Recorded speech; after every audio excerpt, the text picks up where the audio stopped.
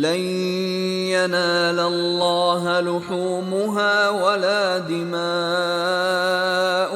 ولكن يناله التقوى منكم كذلك سخرها لكم لتكبروا الله على ما هداكم وبشر المحسنين. خدا تک نہ ان کا گوشت پہنچتا ہے اور نہ خون، بلکہ اس تک تمہاری پرہیزگاری پہنچتی ہے. اسی طرح خدا نے ان کو تمہارا مسخر کر دیا ہے تاکہ اس بات کے بدلے کہ اس نے تم کو ہدایت بخشی ہے اسے بزرگی سے یاد کرو، اور اے پیغمبر صلی اللہ علیہ وآلہ وسلم نیکوکاروں کو خوشخبری سنا دو. Their meat will not reach Allah, nor will their blood, but what reaches him is piety from you.